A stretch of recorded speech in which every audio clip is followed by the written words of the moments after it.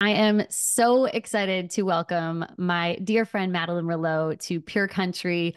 And I'm so excited that you are not only going to celebrate Bell Let's Talk Day with us by talking about mental health, but also by singing about it. So welcome, Madeline. How are you? Thank you so much. I'm doing great. How are you doing? I'm good. I feel like you are one of those people because there is a really great community in the country music world where maybe we don't as much as we should talk about it publicly, but there's a few people that I will go to when I'm like, I know if I am struggling or if I know I need to talk to someone, you are one of those people that has always been so understanding. I think because you speak so openly about it. What does that feel like for you to know that you have fans that also look to you for that kind of support? Like they've almost been waiting for a song like Makeup, even though you've released these kind of songs in the past. Thank you so much for saying that. I appreciate it. I feel like it's one of those things where it's like you talk the talk and you walk the walk kind of thing. It's something that I have dealt with myself. And so I feel like I'm really well versed on speaking about it for others. And personally, in moments where I have been in a dark place, like there's so much value in hearing about other people's stories or feeling like you're not alone. And it can just really, really help. And so I do feel like it's part of my purpose to be open about it. And like I said, I just feel like I've got a lot to say about it. I'm very experienced, unfortunately, in it. So I'm always here to lend an ear and encourage people with my own story. Yeah. And I think, I mean, even for myself, I think in this industry, and I mean, we do this even if you're not in the music industry or in the spotlight or whatever, you feel these feelings and you see other people talking about it even on social media. I'm sure your fans go through this where they're like, "Oh, Madeline's, talking about the fact that she struggles." And it encourages you to a point where you're like, "Okay, now I can talk about it." But there's still that moment where you pull yourself back and you feel shame. And a lot of people stop themselves from opening up about how they're really feeling because it's still not the norm to discuss feeling depressed or anxious or whatever your thoughts or feelings are. And I think we're working really in a great way towards talking about it more, but it's still not to a point where I think everyone feels that comfort of just being like, you know what, I'm really struggling with this. Yeah, absolutely. It's frustrating to not feel like you're in control of your own brain and in your own thoughts. And to be honest, I don't think you really get it until you've gone through it. Like it's really hard to imagine not wanting to get out of bed one morning or not wanting to be here anymore. Like those are really, really dark, heavy thoughts. That is 100% real for people. And so I think that there is a level of shame, there is a level of silence that comes with it. And even me, with War Paint, I wrote that song for my friend who struggled with mental health and ended up taking her own life. And I was this advocate of like, talk to somebody and it's okay to not be okay. And in the beginning of my mental health journey, even though I was like that, it's okay to not be okay, girl, I suffered in silence. Like I didn't go to therapy it took me like a year and a half to walk into therapy. And I was in a really dark place. So even in that way, I was this like advocate for speaking up and I wasn't speaking up. So it's really difficult to do. And for good measure, I mean, going to therapy and starting that journey is not easy. It's really hard. It takes a lot of bravery because it stirs it all up and you kind of confront some stuff. It can make it worse at the beginning. So I think that it takes so much courage to step forward and seek help, but it is so, so, so worth it. And I'm so passionate about that because we have one life and we need to be at 100% or as close as we can be. And to just accept like, oh, like I'm just depressed. I guess I'm just going to live 50% is just not satisfactory to me. So I'm just really a huge advocate for getting help, even though it's really hard sometimes. It is hard sometimes. And like, I know I hit that point at the beginning of 2023. And I mean, I went through pregnancy and postpartum, but I felt that I talk about mental health on my show every single day on Pure Country. And then when I thought about being open and being like, okay, I'm actually struggling, I need to go to therapy. I would pull back and be like, I can't, I'm talking about, being strong. I can't be the one that's not strong. So I kept putting it off. And then it got to a point where it was like, either you go get help or it's not going to be good. Yeah. And it was life changing, but I don't know if this happened for you, like going to therapy. I went for what I thought was really the root of the problem for me. And then I was like, oh, wow, there is so much more going on that I need to talk about. And it really helped me with issues that I didn't even realize I'd still been harboring feelings about from when I was 12, 13. Like, it's crazy how helpful it can be.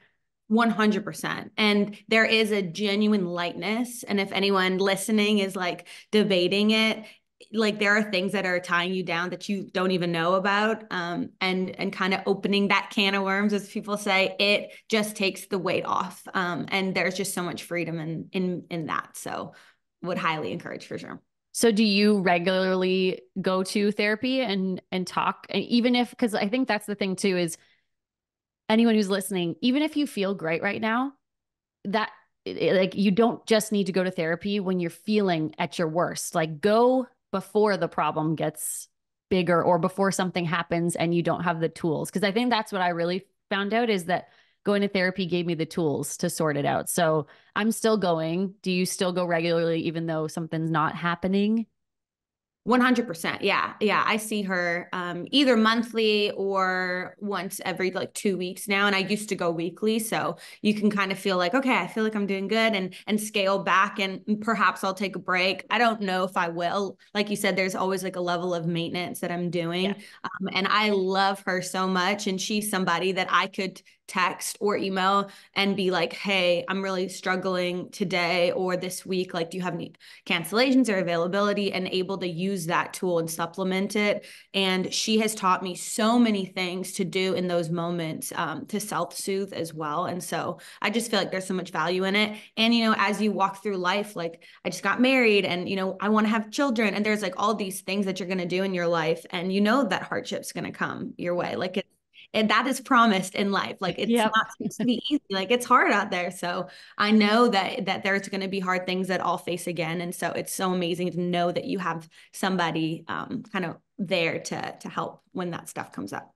For sure. And obviously therapy is a great tool, but there's so many other things that are really great to help your mental health out and that you can practice and place into your day-to-day schedule that make such a difference, even though they're small things. Like for me, exercise. Like Mhm. I was having the worst day ever, like 3 or 4 days ago. And Steven was like, babe, just go jump on the Peloton for 20 minutes. And I was like, I gave him like the dirtiest look. I was like, I don't want to go on but I jumped on and like it was wild the transformation that made for the way that I was talking to myself in my own head. I got off the bike and I was like, wow, I feel really good. So, what are other tools that you like absolutely every single day have in your schedule that makes a massive difference in the way you're feeling? Yeah, I love that. I think exercise is a really, really great one. And I mean, do the research, like Google it. There's real endorphins being released. It's Yeah. it's science. Like it does make you feel better. For me, I definitely going outside is a huge one. I'm really big on like that cold. I haven't gone full cold plunging yet. I've done it before. I know there's so many benefits, but even like if I'm feeling worked up, like I love wintertime because I'll just like step outside and just get really cold. I'll hold ice in my hands, do something to kind of like regulate my nervous system. So I feel like that's like a tool that I use. But yeah, going outside, feeling the sun on my face, taking some deep breaths. I think breath work is so important. Like yoga or Pilates, I feel like is a great tool. And having somebody too that you just trust. Like my husband's a great buffer for that. And me being like, okay, I don't feel good right now. And he's like, then he's on board and we're like, okay, what can we do to kind of change that? And sometimes it's having some water and eating lunch or whatever it is. It's just kind of having a buddy to kind of figure it out with is important too. Yeah, it's great. Like there's moments where my blood sugar might be off and it's affecting the way I'm physically feeling. And then, you let it go and then it affects the way you're mentally feeling. So literally eating an apple and I'm like, I'm happier again. What's going on? This is great. And like you said, having someone in your life and whether or not you're in a relationship or whoever that person is, it could be a colleague, it could be a friend, Mhm. family member, just having one person in your life that you can turn to and say, hey, I'm feeling this. Can you kind of just not even help me through it? You don't even have to say anything, but just to know that that person is aware is so helpful.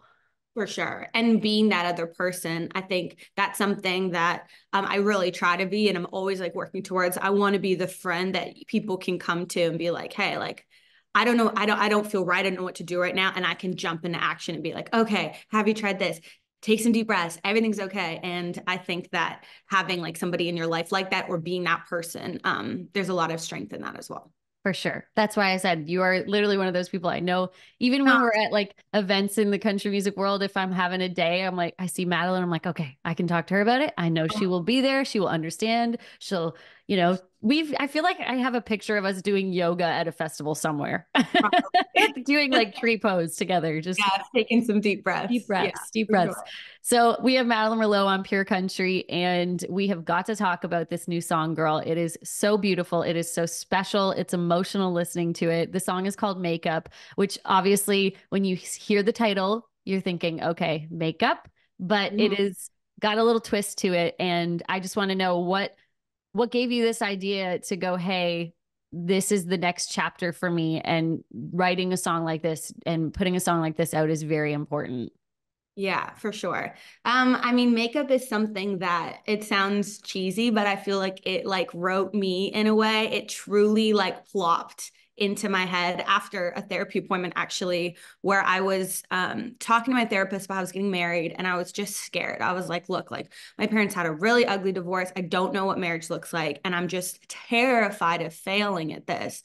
And I feel like I'm like destined to or something. I can't explain it. And she said, Madeline, you're going to get handed and passed down a lot of things, but you don't have to take them. And that was this like light bulb moment in my head. And I was like, oh my gosh, like you're so right. There's so many things that you just feel like are predispositioned or are just yours to take on, whether it's like, I don't know, anger from your father or this from your mother and stuff. And maybe I have the control over that. And so it was just a thought that I had just wrestled with and thought about for so long, and felt like I needed to hear a song. And then I was walking on the treadmill one day, and the lines just like literally fell out of the sky and plopped in my head. And I wrote almost the whole first verse and chorus, just like the lyrics of it in the notes app on my phone. And then I had to write the next day, and I was like, I got kind of a heavy topic. And this is what it's about. And I had like the hook and the idea, and makeup it's not really makeup. It's kind of like your genetic makeup kind of vibe, which is pretty cool. And it's such a special song because you sing about obviously very personal things to yourself, but everybody has a childhood, things they went through when they were growing up, that even if they aren't specifically identifying with the things that you went through, listening to it myself, I went through similar things. I was that person for my husband.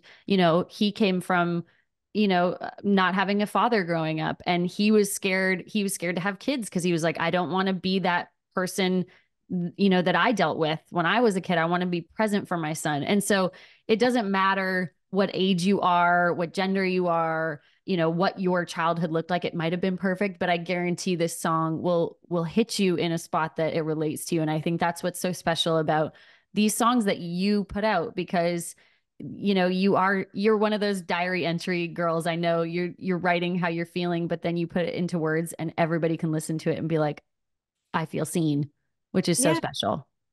I love that so much. And I mean, there's some body image stuff in it. So, in a lot of ways, you might think it's like just directed to women, but every time I've played it out, men are very affected by it. And it's often the father line. And I've had them come up to me and be like, hey, like my dad was really angry, or my dad wasn't there. And like I vowed to be the father that he never was to my kids. And that's what this whole song is about. It's about showing up for yourself and showing up for other people in ways that maybe it wasn't shown up for you, and kind of breaking that cycle as it stands. And for me, like, I just feel like I'm chasing the white rabbit of like creativity and like truth. And then sometimes it just like, I catch it, and then it's up to me to be brave enough to put it out. And this song was one that like I took a little convincing. I was like, oh my gosh, this feels really personal. This feels like this is like, I texted the song to my mom. I'm like, hey, like I don't want to feel like I'm airing your stuff out too. And she's so sweet. She's like, I'm so proud of you and you're such an artist and stuff. But this one was tough for sure. It was tough to be honest like that. But I would be doing that creativity such a disservice if I just wasn't brave enough to share it. Absolutely. I'm so glad that you found the courage to put it out because it's so beautiful. And this kind of, with mental health and being an artist, like you said, who is vulnerable and letting a big part of themselves out there for the world to see. How do you combat that when you go to release a song? And of course, voices are going to crawl into your head about, are people going to like it? There's so many pressures that fans don't see, and for good reason, but they're behind the curtain when artists are releasing music. It's not as simple as just putting a song out. There's a lot of things that happen in meetings and videos and photos and all that. So going into releasing this song, what was your mindset of, did you put pressure on yourself, or were you just like, you know what, it's going to hit the people that need it, and use it as a practice for yourself to not beat yourself up? Yeah. I mean, it's tough. I feel like it's all of those at the same time. My hopes for this song are different because I like don't think people are going to be jamming to this at like a party. Like that's not maybe what the song is for. And so my hopes for it are that it just gets in front of the people that need to hear it. Like really, I feel like this song is a song that I need to hear. It's like these are the questions in my head, and I know that there are other people that have had similar questions, or maybe hearing this for the first time will be like, oh, I feel like that, but I couldn't put my finger on it before. So it takes the pressure off in a way that it's like, it is what it is. It's out there. It's not even this really motivational song. Like it doesn't Is end though. into the like it just is the questions, and it's like the bridge is like, can I change? Can it be the way that is it the way that I am, or can it be the way that I was? Can I make that change? And so I just hope that it hits people, but it's weird. It's almost like it's easier thinking about people that don't really know me hearing it. It's like my like old friends and my husband's work friends and like all those people that like I know that hear it. That's like what makes me most nervous, I feel like. Isn't that so funny? I've talked about that before. Like I am so much more comfortable getting on a stage in front of people that I don't know than I am like reading off a speech or something personal that I wrote in front of like four of my closest friends and my family members. Yeah. I'm like, shh, don't Yeah. listen. Yeah. It's so weird. But I will say to you, I have been listening to it while ironically putting on my makeup. I'm like sitting there looking in the mirror, and I find it so therapeutic listening to makeup while doing my makeup and like thinking about the things that I want to change in my life. So anybody listening, when you put your makeup on, listen to the song because it's really quite great. But before we go, you've been somebody, I think I've almost had you on every Bell Let's Talk day that I've been on Pure Country for like 6 years in a row, I think. Yeah. So what is it that is so special about Bell Let's Talk Day? Because it is a really important day, and it's more important, I think, past the actual celebration of Bell Let's Talk Day. I think it's just a day that we're just talking about it. We're bringing it into the light, and people who are struggling with it. I mean, I remember the first year, it was probably 4 years ago. I remember like really being like saying my diagnosis. I was like, my name's Madeline. I'm diagnosed with depression, anxiety, and PTSD. Like, this is what I am. This is what I have. This is what I'm going through. And that was like the first time that I had publicly really said it was through this program of Bell Let's Talk. So I think it's really powerful for people to be brave. And obviously there's like incredible money raised at the end of the day. There's so much care that needs to be available. There is crazy wait times for people looking to talk to somebody, especially if you don't have the funds to kind of seek the help on your own. So I think there's a lot of really great things about it. And every year I'm just excited for it to come around, and very honored to be a part of it. Awesome. Well, we are so honored to have you on the show today. Thank you so much, Madeline Merlo on Pure Country.